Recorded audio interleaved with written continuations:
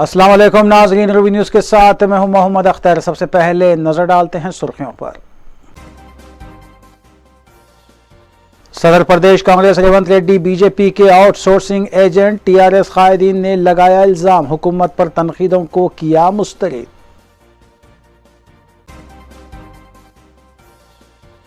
Mahesh bank scam के मामले को हल कर लिया गया, असल सरगना नाइजीरियाई शहरी भी गिरफ्तार, कमिश्नर पुलिस हैदराबाद की मीडिया कॉन्फ्रेंस।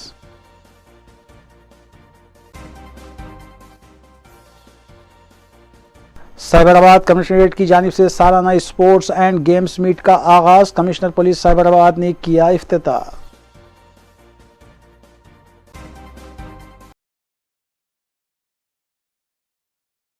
अब खबरें तफसील से। सदर प्रदेश कांग्रेस तेलंगाना रेवंत रेड्डी ने कहा है कि कांग्रेस पार्टी ने साबिक़ में रियासत के किसानों की भलाई के लिए कई एक इक़दाम किए हैं, जिससे आज भी किसान खुशहाल हैं। मीडिया से बात करते हुए उन्होंने रियासती वज़ीर KTR की जानिब से कांग्रेस पर की गई तनकीद को मुस्तरद किया और कहा कि KTR कांग्रेस की तारीख से वाकिफ़ नहीं है। उन्होंने कहा कि KTR आंध्रा में पैदा हुए, जबकि मुल्क से बाहर उन्होंने तालीम हासिल की है और वो ज़मीनी हक़ाइक़ से नावाकिफ़ हैं।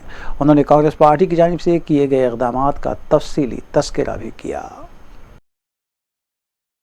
ఆ తర్వాత ఈ దేశంలో రైతుల యొక్క జీవన ప్రమాణాలు మెరుగుపడాలి అని అంటే జెనెటికల్లీ మాడిఫైడ్ విత్తనాలు భూమిని పెంచలేం కాబట్టి భూమిలో పండించే పంట అధిక దిగుబడులు రావాలి అని చెప్పి నాణ్యమైన విత్తనాలను తీసుకొచ్చి సీడ్ కంపెనీలను విదేశాలలో ఉన్న సాంకేతిక పరిజ్ఞానాన్ని కూడా మన దేశానికి తీసుకొచ్చి ఇక్రిసాట్ లాంటి సంస్థల్ని విత్తన ఉత్పత్తికి అవసరమైన ప్రయోగాలు చేసే సంస్థల్ని ఈ దేశంలో పరిచయం చేసింది Congress party.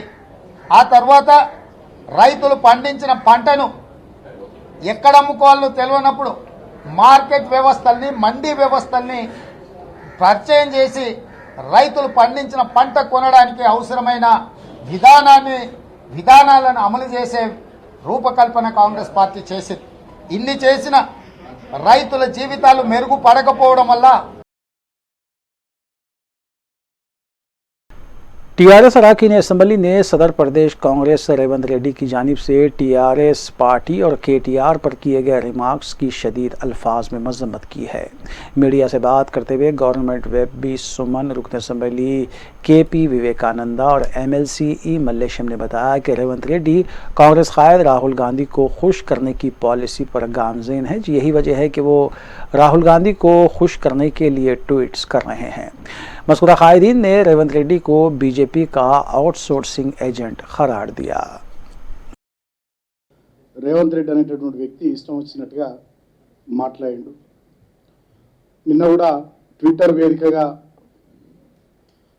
Congress party parliament సభ్యుడు రాహుల్ గాంధీ కూడా తెలంగాణలో పండించినటువంటి వరి ధాన్యానికి సంబంధించి కూడా ఇష్టం వచ్చినట్టుగా, ఆయనకు తెలుగు రాదు రాహుల్ గాంధీకి, వీళ్ళు ఎవరో రాసి పంపిస్తే అది ట్వీట్ చేసినట్టున్నాడు, వాళ్ళ ఆఫీస్ నుంచి ఏదో ట్వీట్ చేసినట్టున్నారు। సో దానికి సంబంధించి వాళ్ళ TRS పార్టీ పరంగా చాలా స్పష్టంగా రేవంత్ రెడ్డికి కానీ రాహుల్ గాంధీకి కానీ కొన్ని విషయాలు తెలియజేయదలుచుకున్నాం। ముఖ్యంగా కాంగ్రెస్ పార్టీ తెలంగాణలో రైతుల పక్షాన తెలంగాణ రాష్ట్రం వచ్చిన నాటి నుండి ఈనాటి వరకు ఎన్నడూ కూడా నిలబడతలేదు। ప్రధానంగా ఒక 3 విషయాలు చెప్తాం, దాన్ని బట్టి రాష్ట్ర ప్రజానీకానికి కూడా మరొకసారి మేము గుర్తు చేసినట్టు అవుతుంది। నీటిపారుదల ప్రాజెక్టులు మనం గడుతూ 900 పైచిలకు TMCల కృష్ణా గోదావరి నదుల నీళ్లను తెలంగాణ బీడు భూములకు మలిపే మహాయజ్ఞాన్ని మా ముఖ్యమంత్రి గారు ప్రారంభించినటువంటి సందర్భంలో చాలా చోట్ల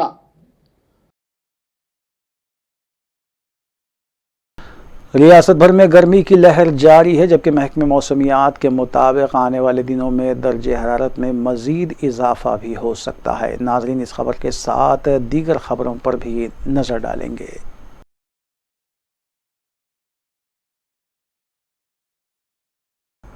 महकमे मौसमियात के मुताबिक रियासत भर में गर्मी की शिद्दत में रोज़ बरोज़ इजाफा होता जा रहा है और आज तेलंगाना के सदर मुकाम हैदराबाद में 40 डिग्री दर्ज हरारत रिकॉर्ड किया गया, जबकि रियासत भर में सबसे ज़्यादा गर्मी की शिद्दत आदिलाबाद में रिकॉर्ड की गई, जहां पर 43.3 डिग्री दर्ज हरारत रिकॉर्ड किया गया।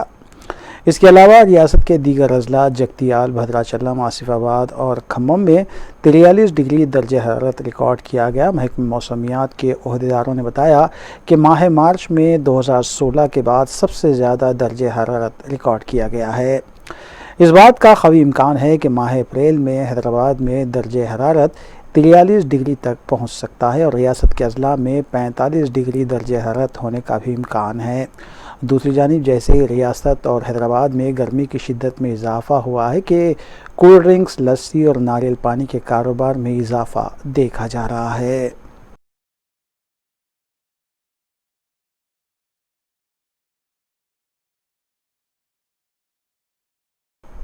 सदरनशीन आरटीसी और रुकन असम्बली जी गोवर्धन रेड्डी ने उप्पलता यादादरी मंदिर तक आरटीसी की जानिब से खुसूसी मिनी बसों की सर्विस का आगाज़ करते हुए मज़कूरा बसों को झंडी दिखाकर रवाना किया।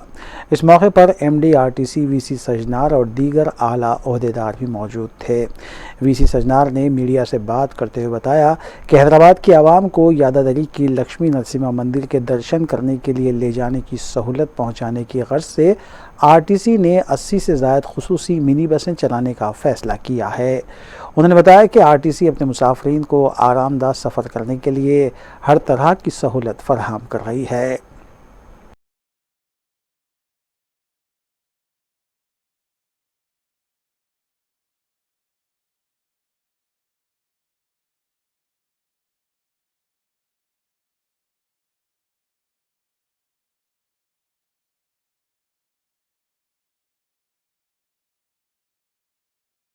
सदर वायएसआर तेलंगाना पार्टी वाईएस शर्मिला की पदयात्रा आज 41वें रोज़ में दाखिल हो गई। आज उन्होंने नलगोंडे ज़िले के देहात मलगुपल्ली में अपनी पदयात्रा के 500 किलोमीटर का फासला तय करने के बाद खिताब करते हुए मरकज़ी और रियासती हुकूमतों पर सख्त तनकीद की और कहा कि दोनों हुकूमतें 8 साल गुजर जाने के बावजूद भी आवाम से किए गए वादों को पूरा करने में नाकाम हैं।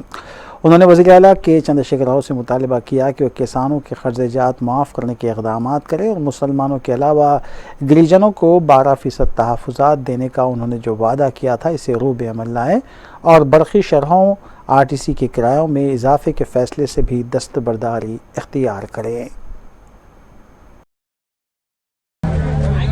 ప్రజా ప్రస్థాన యాత్ర చేవెళ్లలో మొదలుపెట్టి రాజేందర్ నగర్, మహేశ్వరం, ఇబ్రహీంపట్నం మీదుగా దేవరకొండ, మునుగోడు, నందిరేకల్, భువనగిరి, ఆలేరు దాటుకొని తుంగతుర్తి కాన్స్టిట్యుయెన్సీలో 500 కిలోమీటర్లు పూర్తి చేసుకోవడం।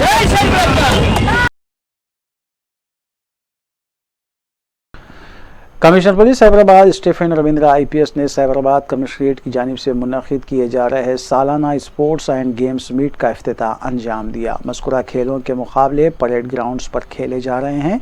इस मौके पर joint commissioner Avinash Mohanty IPS के अलावा DCP crimes S Kamleshwar IPS व दीगर डीसीपीस और आला ओहदेदार भी मौजूद थे।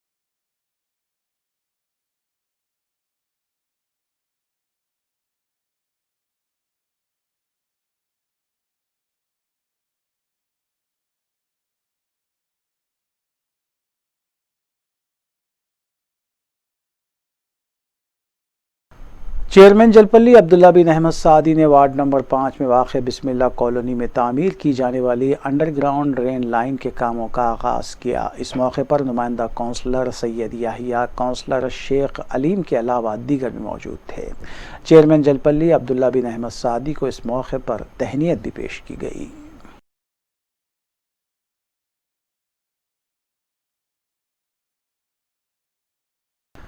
चेयरमैन जलपल्ली म्यूनसिपलिटी अब्दुल्ला बिन अहमद सादी मुख्तलिफ वार्ड्स का दौरा करते हुए अवामी मसाइल का जायज़ा ले रहे हैं। इस सिलसिले के तहत वार्ड नंबर 16 के काउंसलर के हमरा उन्होंने मुख्तलिफ इलाक़ों का दौरा किया और अवामी मसाइल से वाक़फियत भी हासिल की। उन्होंने मुकामी अवाम को तयक़ुन दिया कि तमाम मसाइल को मुमकिन तौर पर जल्द अज जल्द हल कर लिया जाएगा।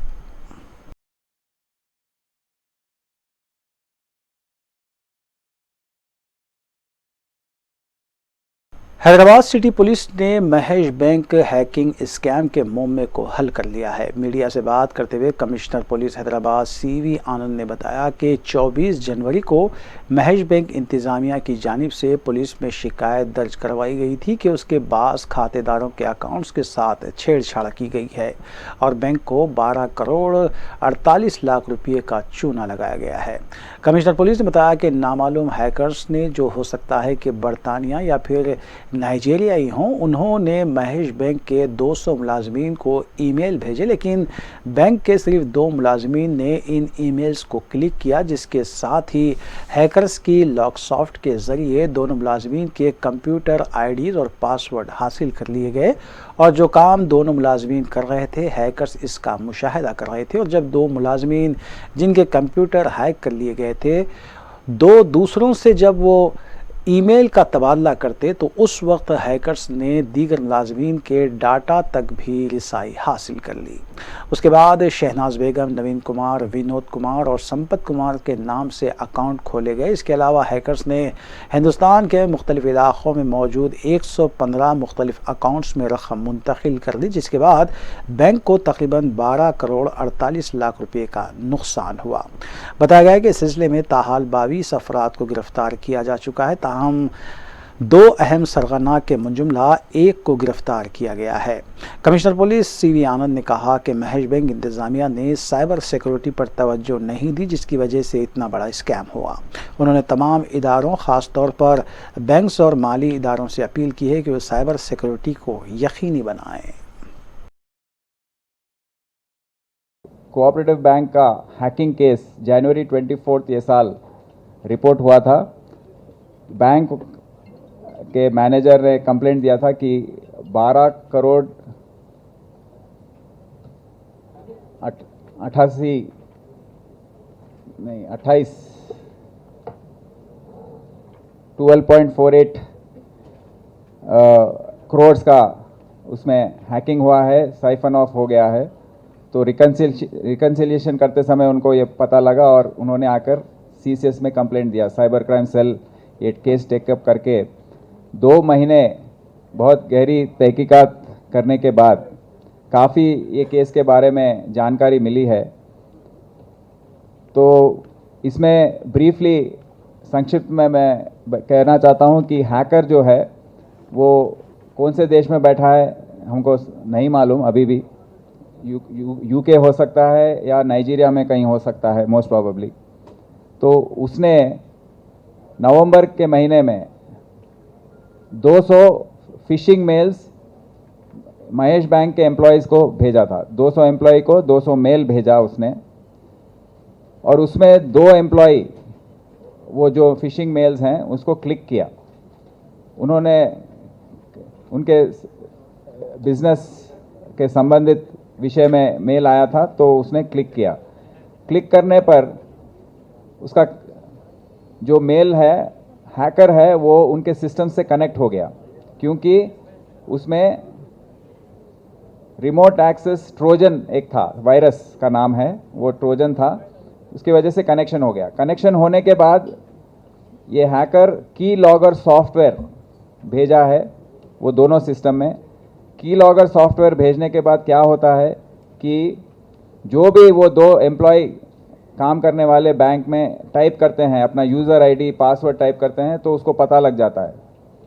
तो इसके द्वारा की लॉगर सॉफ्टवेयर के द्वारा उसने ये दोनों एम्प्लॉय का यूज़र ID और पासवर्ड उसने मालूम कर लिया। उसके बाद ये 2 सिस्टम्स के द्वारा वो, क्योंकि सिंगल नेटवर्क पर है, जो सुपर एडमिन कहते हैं, सुपर एडमिन जो वो होते हैं बैंक में जिनको डेटाबेस जो है उसके साथ इनका कनेक्शन होता है।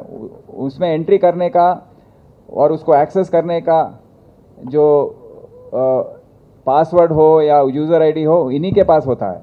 पर महेश बैंक में 10 लोगों के पास ये सुपर एडमिन का यूज़र आईडी जो है, 10 लोगों के पास ये सुपर एडमिन का यूज़र आईडी जो है और पासवर्ड जो है दिया था 10 एम्प्लॉयज़ को।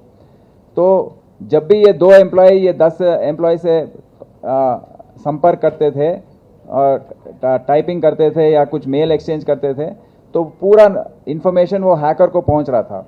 तो ऐसे जनवरी 6 से लेके जनवरी 23 तक उसने ये कीलॉगर सॉफ्टवेयर के द्वारा जो सुपर एडमिन का यूज़र आईडी पासवर्ड मालूम करके उसके द्वारा मेन डेटाबेस में एंटर हो गया था।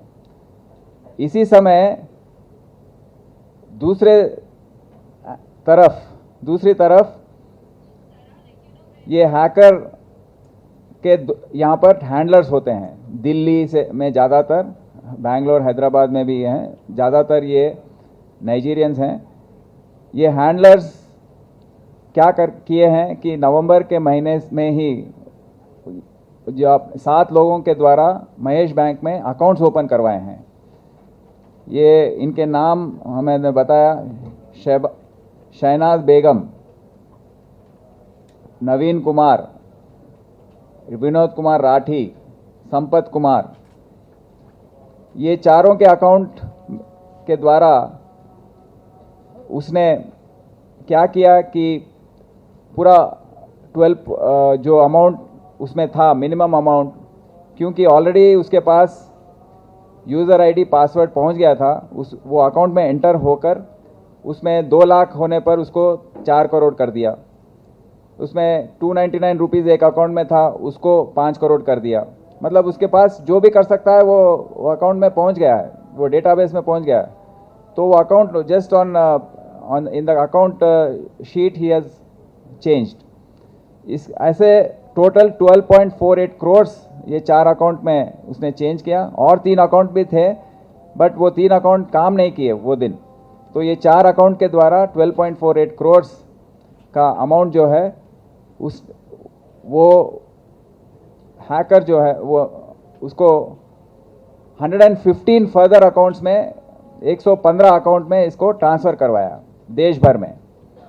और ये 115 अकाउंट होल्डर्स काफ़ी लोग हैं, दिल्ली में है, कलकत्ता में है, नॉर्थ ईस्ट में है, बेंगलोर में है, हैदराबाद में है। इनका क्या है कि जो भी अकाउंट खोलता है 10% कमीशन उनको दिया जाता है ये पूरा खेल में।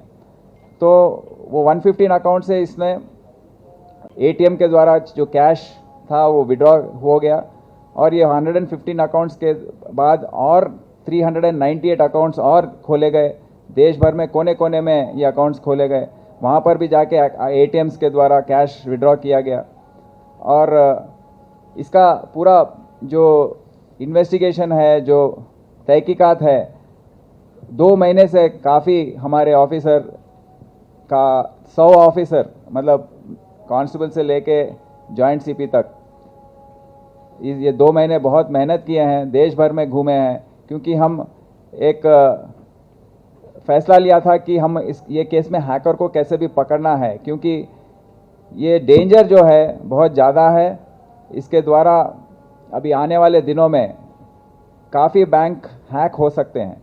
और अभी तक हमारे राष्ट्र में हम देखे हैं तेलंगाना स्टेट कोऑपरेटिव बैंक का हैक हुआ था जुलाई में, 2 करोड़ रुपए आसपास उसमें हैक हो गए थे। अभी ये केस हुआ है, मुंबई में 2 केस रिपोर्ट हुए हैं, डीएनएस बैंक और दूसरा एक कोऑपरेटिव बैंक में। तो आने वाले दिनों में ये बढ़ने वाला है। और महेश जो भी बैंक है, ये केस में देखा गया है कि महेश बैंक का मैनेजमेंट साइबर सिक्योरिटी का जो पॉलिसी है रिजर्व बैंक ऑफ इंडिया का, क्योंकि पब्लिक का पैसा है और जब पब्लिक के पैसे से आप बैंक बिजनेस चला रहे हैं, उस पर प्रॉफिट्स कमा रहे हैं, तो आप गनीमत आपकी जिम्मेदारी बनती है कि मिनिमम साइबर सिक्योरिटी मेजर्स लें। बट आपने सिंगल नेटवर्क पर चलाया, पूरे एम्प्लॉयज़ को इंटरनेट दे दिया, हेडक्वार्टर बैंक से लेके पूरे ब्रांचेस तक एक ही नेटवर्क पर आपने कनेक्शन दे दिया, आपने फायरवॉल्स नहीं लगाया, आपने इंट्रूजन प्रिवेंशन डिवाइसेस नहीं लगाया, इंट्रूजन डिटेक्शन सिस्टम्स नहीं लगाए, तो ये सब गलतियां बहुत होने पर ये हैकिंग हुआ है। तो उनको भी हम ये केस में हम डालेंगे और उनको हम एग्जामिन करेंगे क्यों ऐसे हुआ है। और एक सॉफ्टवेयर डेवलपर है इंट्रासॉफ्ट जो मुंबई बेस्ड है, तो उन पर भी हमारा शक है क्योंकि कोऑपरेट नहीं किए हैं अब तक, तो उनको भी हम अब आने वाले दिनों में इसका क्योंकि ये लंबा चलने वाला है और हैकर जो है वो दूसरे देश में है, हम इंटरपोल अप्रोच होंगे। इंटरपोल के द्वारा ये जो आईपी एड्रेसेस हैं वो दूसरे देश में आ रहे हैं और प्रॉक्सी आईपी एड्रेसेस हैं, तो इनका एक्चुअल आईपी एड्रेस क्या है, कौन है ये आदमी, ये मालूम करने के लिए इंटरपोल की सहायता मदद हम लेंगे। विकाराबाद ज़िले में 10वीं जमात की तालिबा की मुबैना इस्मत रेज़ी और क़त्ल में मुलविस मुलजिम को वाक़े के 48 घंटों में गिरफ्तार कर लिया गया। मुलजिम महिंदर मकतूला का आशिक बताया गया है। ज़िले एसपी कोटी रेड्डी ने मीडिया से बात करते हुए बताया कि 1 साल पहले मुलजिम की मुलाकात चिट्टमपल्ली देहात की रहने वाली लड़की से हुई थी। उसके बाद दोनों एक दूसरे से मिलने लगे। मुलाकात के बाद नशे की हालत में एक दिन महिंदर ने जिनसी ख्वाहिश पूरी करने का मुतालबा किया तो लड़की ने इससे इनकार कर दिया। दोनों में इस बात को लेकर बहस व तकरार हुई और महिंदर ने लड़की का सर दरख्त से टकराया, जिसके बाद लड़की बेहोश हो गई। लड़की की इस हालत का फ़ायदा उठाकर मुलजिम ने उसकी इस्मत रेज़ी की और इसके बाद उसका कत्ल कर दिया। पुलिस ने बताया कि इस वाक़े के फौरी बाद खुसूसी टीमें तश्कील दी गई थी और मुलजिम को तहक़ीक़ात करते हुए गिरफ्तार कर लिया गया। అందరికీ తెలుసు 28వ తారీఖు ఉదయము పూడూరు మండలము అంగడి చిట్టంపల్లి గ్రామంలో, ఇది చెంగుమూలు పోలీస్ స్టేషన్ పరిధికి వస్తుంది, అక్కడ ఒక మైనర్ బాలిక మీద అత్యాచారం చేసి హత్య చేసిరనేటువంటి విషయం మీద వారి యొక్క తల్లి ఫిర్యాదు మేరకు కేసు నమోదు చేయడం జరిగింది. అదే రోజు ఇమీడియట్గా నేను, నాతో పాటు ఇక్కడ ఉన్న డిఎస్పీ, సిఐ, మిగతా జిల్లా అధికారులు అందరం కూడా అక్కడ స్పాట్ విజిట్ చేసిన తర్వాత కొన్ని టీమ్స్ ఫామ్ చేసుకొని దీన్ని సీరియస్గా తీసుకొని విచారణ చేపట్టడం జరిగింది. 48 గంటల్లో ఈ కేసును కూడా డిటెక్ట్ చేయడం జరిగింది. ఇందులో మనకి ముఖ్యంగా మహేందర్ అనేటువంటి వ్యక్తి ఈ యొక్క నేరానికి పాల్పడ్డట్టుగా మనకి తెలిసింది. అతను కూడా నేరాన్ని ఒప్పుకోవడం జరిగింది. ఇందులో విషయాలు చూసినట్లయితే మనకి కావలి మహేందర్ అలియాస్ నాని, వయసు 20 సంవత్సరాలు, అదే గ్రామానికి చెందినటువంటి వ్యక్తి. వీరికి సుమారుగా ఒక సంవత్సరం నుంచి ఇద్దరికి పరిచయం ఉండటం. चंद्रानगुट्टा पुलिस ने गुज़िश्ता 6 महीनों के दौरान गुम और सरखा हुए मोबाइल फ़ोन्स का पता चलाते हुए उन्हें हकीकी मालिकीन के हवाले किया। पुलिस ने बताया कि 6 लाख रुपए की मालियत के मोबाइल फ़ोन्स का पता चलाया गया है और इसमें चंद्रानगुट्टे के inspector Prasad Varma, detective inspector Madhusudan Reddy, crime inspector Ghouse Khan, Prashant और प्रवीण ने जस्तजू से काम करते हुए इन फ़ोनों का पता चलाया है। चंद्रानगुट्टा पुलिस से मुतासरीन ने शिकायत की थी और इसी शिकायत के बाद ये कार्रवाई की गई। मोबाइल फ़ोन मिलने वाले हकीकी मालिकान ने चंद्रानगुट्टा पुलिस से इजहार तशक्कुर किया।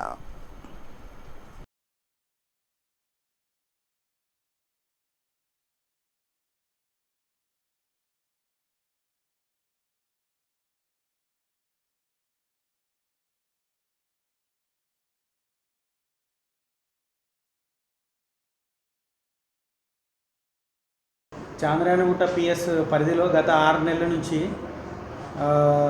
కొన్ని పిటిషన్స్ వచ్చాయి. ఏంటంటే వాళ్ళ సెల్ ఫోన్లు పోగొట్టుకున్నాయి, షాపింగ్కి వచ్చినప్పుడు కింద పడిపోవడం కానీ అట్లా ఇతరత్ర కారణాలతోని పోగొట్టుకున్న ఫోన్లు పోయినాయని మాకు పిటిషన్లు వస్తే వాటన్నిటిపైన కూడా చాంద్రాయణగుట్ట ఇన్స్పెక్టర్ ప్రసాద్ వర్మ, అదేవిధంగా వాళ్ళ డిఐ మధుసూదన్ రెడ్డి గారు, వాళ్ళ SI Ghouse, crime team Prashanth और ప్రవీణ్, వీళ్ళందరూ కూడా బాగా హార్డ్ వర్క్ చేసిర్రు. టోటల్ అందరిది కూడా ఆ కాల్ రికార్డు, ఆ డేటా అంతా అనాలిసిస్ చేసి వాళ్ళందరినీ ఐడెంటిఫై చేసి ఆ ఫోన్లన్నీ కూడా వాళ్ళను తీసుకొచ్చిర్రు. దాదాపు 65 సెల్ ఫోన్ల వరకు అవన్నీ కూడా డిఫరెంట్ ప్లేస్లలో ఉంటే అవన్నింటిని కూడా ఐడెంటిఫై చేసి వాళ్ళను పరామర్శ చేశారు. ఈరోజు వాళ్ళందరికీ కూడా పిలిపించి వాళ్ళకు హ్యాండ్ ఓవర్ చేయడం జరిగింది. వాళ్ళంతా కూడా చాలా హ్యాపీగా సంతోషంగా ఉన్నారు పోయిన ఫోన్ మాకు తిరిగి వచ్చినందుకని. సో ఈ సందర్భంగా నేను చాంద్రాయణగుట్ట పోలీస్ స్టేషన్ ఇన్స్పెక్టర్ను ప్లస్ వాళ్ళందరి టీంను కూడా అభినందిస్తున్నాను. వాళ్ళు చాలా హార్డ్ వర్క్ చేశారు. వాళ్ళందరూ కూడా రివార్డ్ రోల్ కూడా మేము వాళ్ళకు పంపిస్తాము.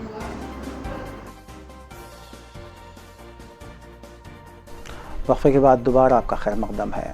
सदर मजलिस बैरिस्टर असदुद्दीन ओवैसी की हिदायत और रुकन असम्बली अहमद बलाला की निगरानी में GHMC की जानिब से मॉडल मार्केट का क़याम अमल में लाया गया है, जहां मार्केट के अहाते में दरख्त लगाने के काम जारी हैं। ओल्ड मलकपेट डिवीज़न के नुमाइंदा कॉरपोरेटर सैफुद्दीन शफी ने आज मस्कुरा मॉडल मार्केट का मुआयना करते हुए वहां पर जारी कामों का मुआयना किया। इस मौके पर GHMC के ओहदेदार भी मौजूद थे। नुमाइंदा कॉरपोरेटर सैफुद्दीन शफी ने दरख्त लगाने और दीगर कामों से मुताल्लिक़ बल्दी ओहदेदारों को कामों की निशानदेही करवाई, जबकि मुताल्लिक़ा सरगर्म मजलिसी कारकुनान भी इस मौके पर मौजूद थे।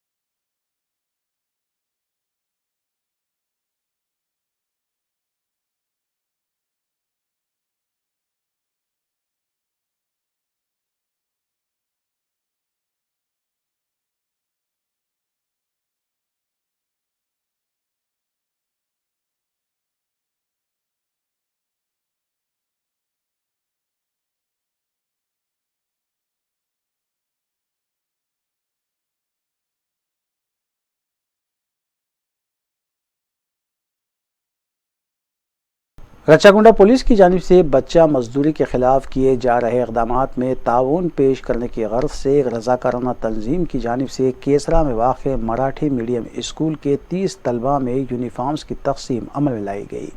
इस मौके पर कमिश्नर पुलिस महेश भागवत ने खिताब करते हुए कहा कि हर तालिब इल्म का हक़ है कि उसे मुफ्त तालीम फराहम की जाए और माशरे में बच्चा मजदूरी के लिए कोई जगह ना हो। यही वजह है कि रचाकुंडा कमिश्नरेट में साल 2017 से ऑपरेशन इस्माइल चलाया जा रहा है। मराठी భాషలో క్లాసెస్ ఇప్పుడు నడుస్తున్నాయి. సో ఈ క్లాసెస్ ని చూసి మన పిక్సెల్ స్టాట్ అని ఆర్గనైజేషన్ తరఫున మహేష్ మోత్కర్ యాజమాన్యం వాళ్ళ తరఫున ఈ పిల్లలకి స్కూల్ యూనిఫామ్స్ వాళ్ళు స్పాన్సర్ చేశారు. ఆ ప్రోగ్రామ్ ఇక్కడ ఏర్పాటు చేయడం జరిగింది. ఈ ప్రోగ్రామ్కి దాదాపు 30 మంది పిల్లలు, తర్వాత ఎయిడెడ్ యాక్షన్ తరఫున సురేష్ గుట్టా గారు, తర్వాత టీచర్ పిల్లలకి సోనాలి మేడం, మహేష్ మోత్కర్ గారు వాళ్ళ టీం మొత్తం, తర్వాత మా Keesara police station SHO Raghuveera Reddy వాళ్ళ టీం ఈ ప్రోగ్రామ్కి ఇక్కడ హాజరై ఈ పిల్లలకి యూనిఫామ్ ఇవ్వడం జరిగింది. ఈ మరాఠీ భాషలో ఫస్ట్ టైం హైదరాబాద్లో ఈ వలస కార్మికులు ఎవరు మహారాష్ట్ర నుంచి ఇటుకాయ కోసం ఇక్కడ వస్తున్నారు, వాళ్ళ పిల్లలు ఇటుకాయ భట్టిలో బాల కార్మిక పని చేయకుండా వాళ్ళు పక్కా బడికి వెళ్ళాల, ఆ ఉద్దేశంతో ఈ మరాఠీ భాష స్కూల్ ఇక్కడ ఏర్పాటు చేయడం జరిగింది. ఈ పిల్లలు మళ్ళా తల్లిదండ్రులతో పాటు జూన్ నెలలో మహారాష్ట్ర తిరిగి వెళ్తారు. అక్కడ వెళ్ళిన తర్వాత ఒక స్టాండర్డ్ హయ్యర్ క్లాస్లో వాళ్ళకి అక్కడ అడ్మిషన్ దొరుకుతుంది. చాలా మంచి ప్రోగ్రామ్ ఇదే. మన మేడ్చల్ జిల్లా కలెక్టర్ హరీష్ గారు మిడ్ డే మీల్ స్కీమ్ కూడా మధ్యాహ్నం భోజనం ప్రోగ్రాం పిల్లలకి స్పాన్సర్ చేయడం. आए दिन मार्केट में ऐसे कई ऐप और वेबसाइट्स पेश की जा रही हैं जिसके ज़रिए ई-कॉमर्स को फ़रोग़ दिया जा रहा है और घर बैठे अपने कारोबार को फ़रोग़ दिया जा सकता है। इस सिलसिले के तहत ज़ुपर ऐप का भी आगाज़ किया गया, जिसमें प्रोफेशनल्स अपने लिए बेहतर इंतखाब कर सकते हैं। सैयद उसामा मुहिउद्दीन और अब्दुल अज़ीज़ ने बताया कि मुख्तलिफ़ कारोबारी और तिजारती मराकीज़ इस ऐप में रजिस्टर हो सकते हैं और घर बैठे काम करने वाले अफराद व ख़वातीन भी इस्तेफ़ादा कर सकते हैं। इस ऐप को प्ले स्टोर और ऐप स्टोर से डाउनलोड भी किया जा सकता है। मैं Mohammed Abdul Aziz easy life technologies private limited के डायरेक्टर और मेरे साथ Syed Usama Mohiuddin easy life technologies के डायरेक्टर। हम एक रिसेंटली एप्लीकेशन लॉन्च किया है जिसका नाम है ज़ूपर, और ये एक सुपर ऐप है। ये सुपर ऐप लोकल बिज़नेस को एम्पावर करने के लिए बनाया है। सुपर ऐप एक यूनिक हाइब्रिड मॉडल पे काम कर रहा है, जैसे कि लो कमीशन एंड मंथली सब्सक्रिप्शन, जिससे कि मर्चेंट्स प्रोफेशनल्स अपने लिए जो बेहतर मॉडल है वो चूज़ कर सकते हैं।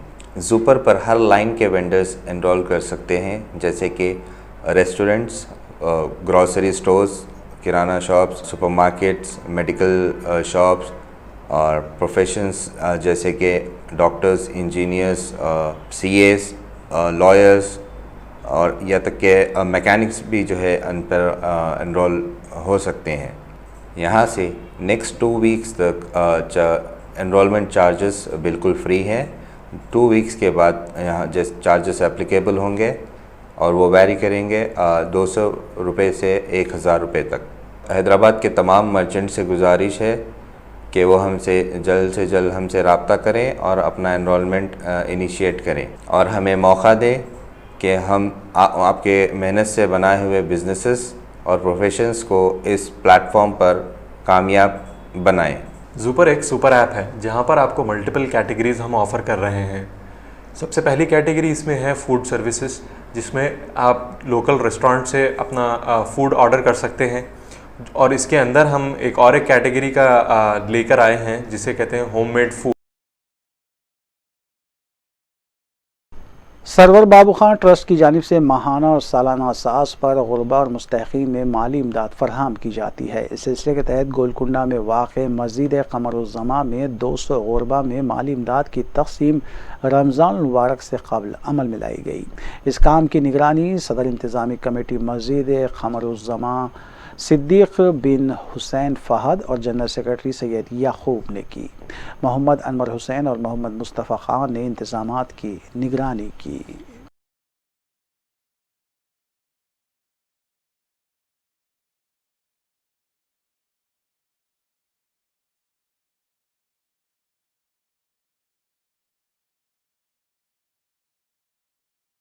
सफ़ा बैतुल माल की जानिब से हर साल की तरह इस साल भी रमज़ान मुबारक से क़ब्ल राशन पैक्स की गरीब ख़ानदानों में तक़सीम को यकीनी बनाया जा रहा है। प्रेसिडेंट सफ़ा बैतुल माल मौलाना गयास अहमद रशादी की निगरानी में रिंग रोड पर वाक़ एक फंक्शन हॉल में इमदादी राशन पैक्स की तक़सीम अमल में लाई गई। इस मौके पर सैयद याकूब सफ़ा गोलकुंडा सेंटर इंचार्ज के अलावा दीगर ने इंतज़ामात में हिस्सा लिया। अस्सलाम वालेकुम वरहमतुल्लाहि वबरकातुहू। आज 29 मार्च 2022 है और मैं हूँ गयास अहमद रशादी, मरकज़ी सदर सफ़ा बैतुल माल इंडिया। जैसा कि आप जानते हैं कि सफ़ा बैतुल माल ने हैदराबाद की सरज़मीन में इस बात का शऊर पैदा किया कि गरीब के इफ्तार पार्टियों में बेजा इसराफ करने के बजाय गरीब रोज़ेदारों तक रमज़ान राशन पहुँचाएँ। और अल्हम्दुलिल्लाह सफ़ा बैतुल माल की इस आवाज़ पर शहरियान हैदराबाद ने लब्बैक कहा और आज अल्हम्दुलिल्लाह इफ्तार पार्टियाँ भी एतदाल पर कायम हैं। और सफ़ा बैतुल माल गुज़िश्ता 16 साल से इस बात की कोशिश में है कि शहर हैदराबाद के सलम इलाक़ों में जो गरीब तबका है और माह रमज़ान के मौके पर नागुल में एक खानगी बस में शॉर्ट सर्किट की वजह से आग भड़क उठी। मुकामी शख्स के मुताबिक उसकी अराजी पर पिछले कई सालों से मज़कूरा खानगी बस पार्क की हुई थी और इसके मालिक का कोई अता पता नहीं है। जी शंकर नामी शख्स ने हादसे के फौरी बाद एलबी नगर पुलिस स्टेशन को इसकी इत्तला दी। पुलिस ने मुकाम हादसे पर पहुंचकर ज़ाब्ते की कार्रवाई अंजाम दी।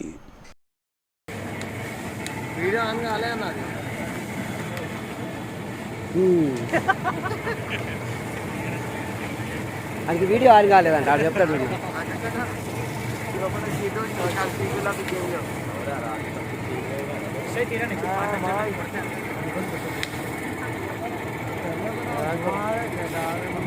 మైక్ ఫోన్ కరెక్ట్ తక్కువైంది हमारा हर साल की तरह इस साल भी दक्कन एनआरआई ग्रुप जिद्दा और हैदराबाद की जानिब से इस साल भी गरीब और मुस्तहक़ ख़ानदानों में रमज़ान राशन पैक्स की तकसीम अमल में लाई गई। इस तकरीब तकसीम की निगरानी और सदारत चेयरमैन इंजीनियर सैयद खदीर खालिद और कारगुजार सदर इंजीनियर GM खान अनवर ने की। इसी मुनासिबत से जलसे इस्तक़बाल माह रमज़ान में मुनक़्क़िद किया गया, जिसको मुफ्ती इकराम उद्दीन ने खिताब किया और फ़ज़ाइल रमज़ान भी तफसीली बयान किए। इमाम मस्जिद आमिरा मुफ्ती इकराम उद्दीन ने मुसलमानों को तलक़ीन की कि वो रमज़ान में की जाने वाली इबादतों को पाबंदी के साथ अदा करें और हुकूक़ुल इबाद का भी ख्याल रखें।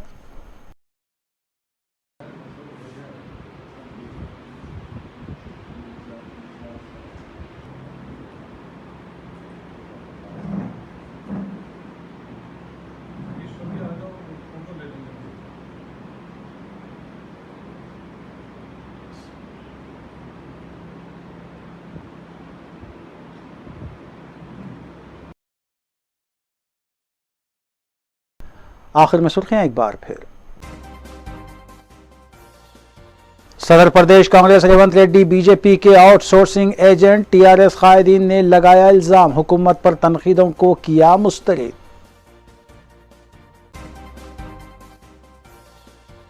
महेश बैंक स्कैम के मामले को हल कर लिया गया, असल सरगना नाइजीरियाई शहरी भी गिरफ्तार, कमिश्नर पुलिस हैदराबाद की मीडिया कॉन्फ्रेंस।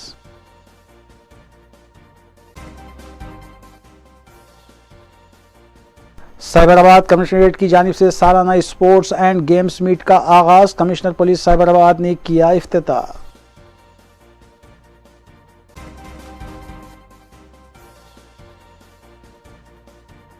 नाज़रीन, रूबी न्यूज़ की फीडबैक के लिए स्क्रीन पर दिए गए नंबर पर आप कॉल कर सकते हैं या ईमेल के ज़रिए हमें पैगाम भी भेज सकते हैं। इसी के साथ रूबी न्यूज़ यहीं अख्तिताम पज़ीर होती है। रूबी न्यूज़ की सारी टीम को दीजिए इजाज़त।